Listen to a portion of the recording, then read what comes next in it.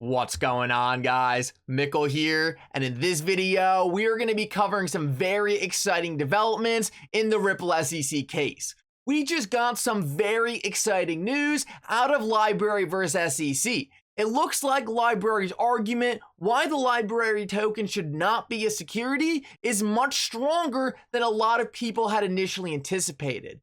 This is very good news for the Ripple SEC case, but mostly for XRP holders in general. In this video, I'm going to show you guys why Library's summary judgment briefing was so powerful and can make huge strides for the XRP you and I hold never being declared a security. Now, it's important to point out that when I first learned that the Library case was going to be moving ahead of the Ripple case, I was slightly worried. But now that I'm seeing these new developments and what the different lawyers on Twitter are saying about Library summary judgment briefs, I actually think it could be extremely beneficial, and this is a very positive development for the Ripple SEC case. Guys, at the end of this video, I want to go into a little bit of a conspiracy mode. Was this entire SEC versus Ripple case just a shakeout to try to get you and I to sell our XRP before mass institutional adoption?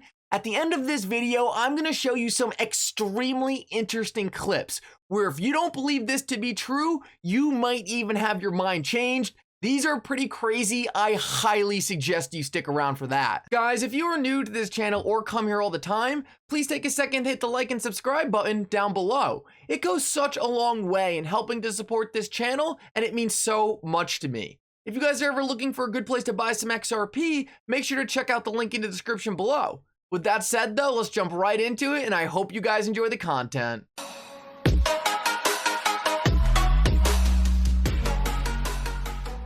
So I want to start this video out and show you this because I'm starting to think Gary Gensler's time at the SEC might be very short-lived, and this would be excellent news for all cryptocurrencies and honestly retail investors in general. The reason I say this is because it's starting to look like different people in Congress and the Senate are really starting to crack down on how Gary Gensler has behaved as SEC chair. At first, we saw all these different parties relatively quiet about Gary Gensler's job, but I'm starting to see some signs about why they were so quiet. With midterms right around the corner, we are starting to learn that a lot of these people who want to hold Gary Gensler accountable haven't been able to because they do not have the power in the government to do so. But with midterms right around the corner and the changing political landscape in America, it is very possible there could be a dramatic power shift where suddenly these people who want to hold Gary Gensler accountable suddenly have the power to do so. This would be a dramatic change and take away the immunity and the untouchability that Gary Gensler has had in his first 2 years at the agency. Suddenly, Gary Gensler would be in a very precarious situation as all the different people who hold the hearings would suddenly be looking to hold him accountable rather than letting him do whatever he wants. Now, I know you're probably thinking just like me, these are just words. When are we gonna finally see some action? Let me show you what some of these people are saying right now because I think it will give you a lot more confidence that Gary Gensler really is gonna be on the hot seat if we can get a power change going on in Congress. So take a look at what Rep. Bill Huizenga had to say. He said, "Why are Democrats protecting Gary Gensler and the SEC Gov? American investors deserve answers from the people tasked with overseeing our capital markets. Congress should fulfill its constitutional role to conduct oversight. Read my letter with Patrick Mahenry." So in this letter, they're essentially asking Gensler why he's doing things like doubling the SEC's crypto enforcement unit rather than just providing clear rules. And I see some people already coming at him and say, look, we've been saying this forever, but nothing happens. Well, I thought Warren Davidson's response to this was very interesting and really showed us that there are a lot of people in government who want to hold Gary Gensler accountable. They simply cannot do so right now. He said, "Psst. In Congress, the majority party chairs every committee, selects the topics for every hearing, schedules every hearing, and schedules every vote on the bills for their choice. And only the majority party has subpoena authority. Pass it on." So what he's saying right now is we would love to investigate Gary Gensler. We want to do this. We're not happy with him either. But unfortunately, we simply don't have this power right now, so we're just sitting here shaking our fist, wishing something could happen. There needs to be a power change in government for Gary Gensler to be held accountable. Right now, it's looking like this power change will happen, so I have a feeling Gary Gensler is not going to want to sit through endless investigations by the Republicans. The bright side about this is, regardless of your politics, it could force Gary Gensler to step down, essentially as a way for him to avoid the pending investigations that he is being told will come his way. So guys, now I want to move on and talk about some very positive developments in the Library versus SEC case. We know one of the most confusing parts about the Ripple SEC case is the fact that the SEC is trying to say that XRP, the token itself, is a security. Right here, John Deaton is responding to a person right here who said XRP is not included in the lawsuit. You can't sue a decentralized token. The sale of XRP is what's in question.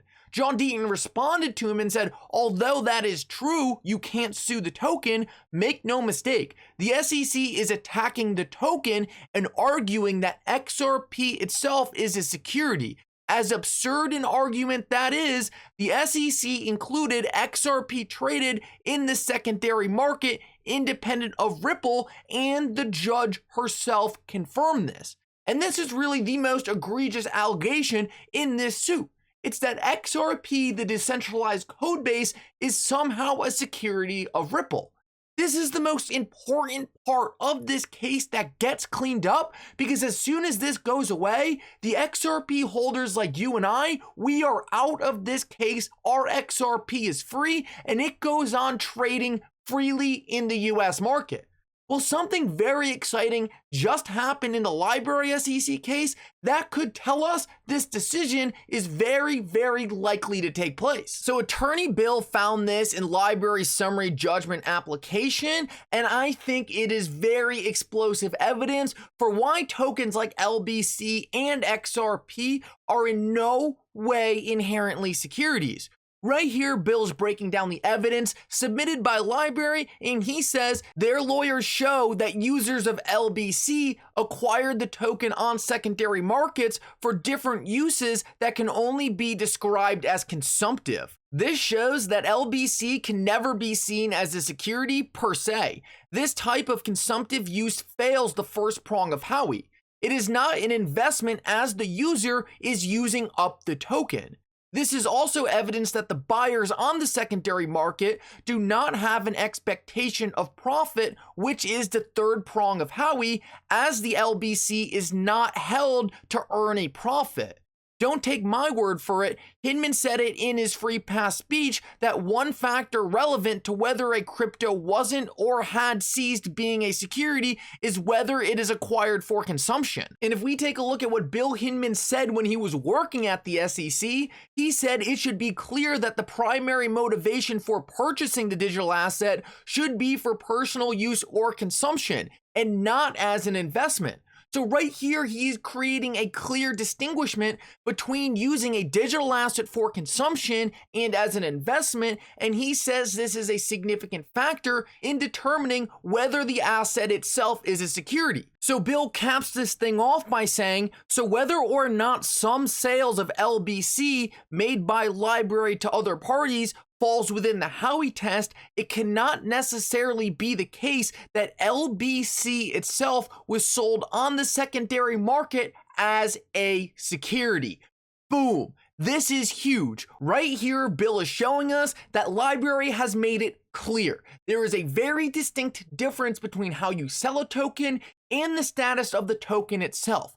There is no way the token itself can be a security because it clearly does not meet the Howey test.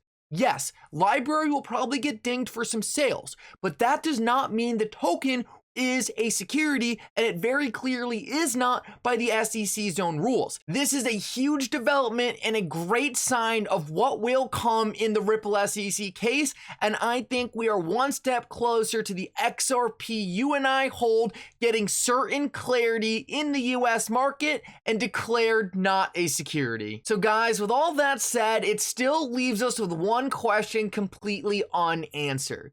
If the SEC is the agency that created the Howey test and the agency that is supposed to apply the Howey test, how could they have failed so miserably to apply the Howey test to cryptocurrencies? Well, I put this out a while ago, and put your tinfoil hats on, but I believe this could be what is happening. I said the SEC is using this lawsuit to create a distinction between the sale and the coin. In other words, this is all a show. And if you're wondering why this is happening, well, take a look at this, because it all could just be one shakeout to create clarity in the courts and get the people who have weak hands to sell their XRP before a transformation of our financial system. Of a dramatic change where we are about to, and I'll say this boldly, we're about to abandon the traditional system of money and accounting and introduce a new one. And the new accounting is what we call blockchain. It means digital. It means having a almost perfect record of every single transaction that happens in the economy, which will give us far greater clarity over what's going on. Just to buy and sell and make quick gains out of it? Does it hurt the growth of cryptocurrencies, that usage for a quick buck? So I mean, it's kind of chicken and egg. You have to create a marketplace. And right now, we have about 150, 200 exchanges around the world that trade in XRP. A lot of it, as you say, is very shallow trading by individuals. And that is not the use case that we are pursuing. What we are pursuing is the use of XRP as a financial asset by sophisticated institutions as a bridging mechanism. So does this hurt or harm? Well, it creates a lot of noise. And we certainly don't want that much noise, but we're waiting. And for example, this last quarter, the bulk of XRP sales were to institutional investors. And as this transitions away from retail to institutions, we'll start to use it for wholesale, financial usage. Well, guys, you didn't hear it from me. You heard it straight from the horse's mouth. A financial revolution is coming, built on blockchain technology. We know what digital asset is perfectly positioned to transform our financial system, and they are telling you straight to your face, it was never meant for retail to hold. Guys, thank you so much for coming. I hope you enjoyed this update. If you did, make sure to smash that like and subscribe button. It helps out so much. But for now, Mickle out.